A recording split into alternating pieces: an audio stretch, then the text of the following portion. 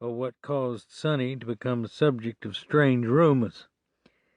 That he'd gone crazy on muta and psychedelic mushrooms, that he'd joined up with leftist terrorists, had served time in a shithole Nicaraguan jail, was working with Guatemalan refugees in southern Mexico, or was in a monastery in Jalisco.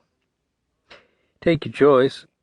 It all sounded unlike a Canal Street fixer with scars in his eyebrows and a coin-jingling rebop in his walk.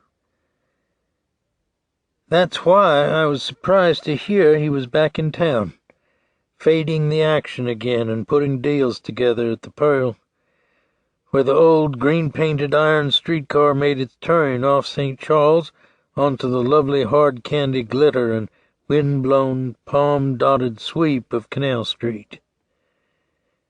When I saw him hanging in front of a game room 2 blocks up, his tropical suit and lavender shirt rippled with neon, he looked like he'd never been under a hard sun or humped an M60 or rucksack in a jungle where at night you burned leeches off your skin with cigarettes and tried not to think about the smell of trench foot that rose from your rotting socks.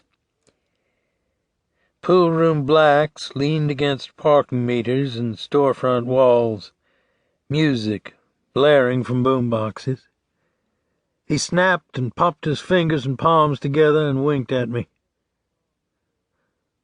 "What's happening, Streak?" he said. "No hap, sonny.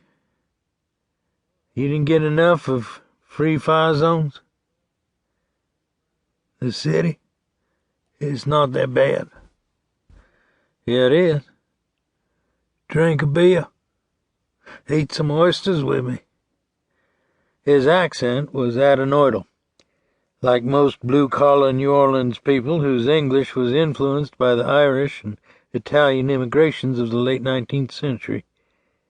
He smiled at me, then puffed air out of his mouth and cut his eyes up and down the street. He fastened his eyes on me again, still smiling, a man gliding on his own rhythms. "Ouch," he said, and stuck a stiffened finger in the middle of his forehead. "I forgot. I heard you go to meetings now. Hey, I love iced tea. Come on, Streak." "Why not?" I said.